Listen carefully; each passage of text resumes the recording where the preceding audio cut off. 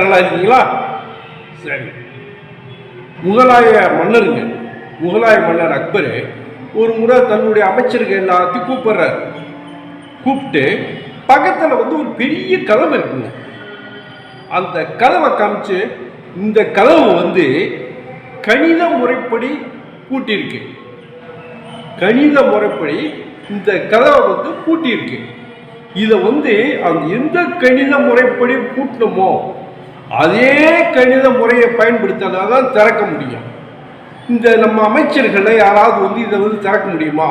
உங்கள் திறமையை பார்க்கலாம், திறங்க அப்படிங்கிறாருங்க.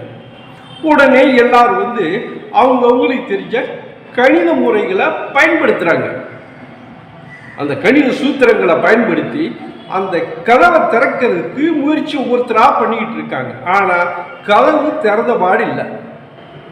அவங்களுக்கு தெரிஞ்ச அந்த சூத்திரங்களை எல்லாம் பயன்படுத்தி அந்த கதவை திறந்துடலாம் அப்படின்னு சொல்லி பார்க்குறாங்க.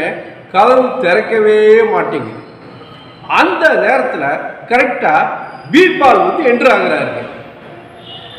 பீர்பால் என்று ஆனதும் மன்னர் பீர்பால்ட்டு சொல்கிறார், அமைச்சரே, இந்த மாதிரி அமைச்சர்கள் எல்லா அமைச்சர்களும் இந்த கதவை திறக்கிறதுக்காக முயற்சி பண்ணாங்க, யாருனாலே முடியல. இது இந்த கதவு கணித முறைப்படி பூட்டியிருக்கு. அந்த எந்த கணித முறைப்படி இந்த கதவை பூட்டினாங்களோ அதே கணித முறைப்படி திறந்தாதான் திறக்க முடியும். உங்களால முடியுமா? நீங்க முயற்சி பண்ணி பாருங்க அப்படின்னு சொல்லி பீர்பால்கிட்ட மன்னர் சொல்றாருங்க. இந்த பீர்பால் கதவு பக்கத்தில் போய் நின்று அந்த கதவை நல்லா பார்க்குறாரு.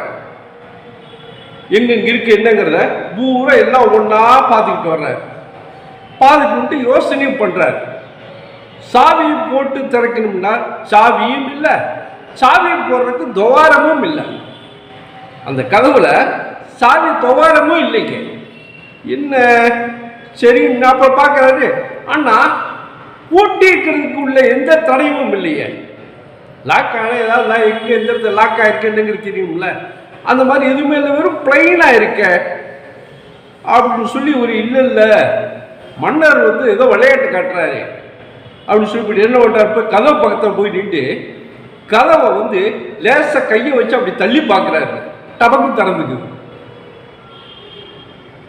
பீர்பால் கதவு பக்கத்தில் போய் நின்று கையை வச்சு ரெண்டு கையை வச்சு லேசா அப்படி தள்ளினார்ல, டக்குன்னு கதவு திறந்துக்குச்சு. எல்லாத்துக்கும் ஆச்சரியம்.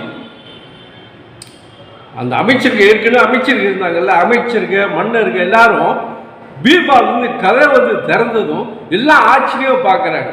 இதில் என்னன்னா கதவு பூட்டவே இல்லைங்க. மன்னர் இந்த அமைச்சர்களை சோதிக்கணுங்கிறதுக்காக சும்மாவாவது கணித முறைப்படியே பூட்டி இருக்குன்னு சொல்லிட்டார்.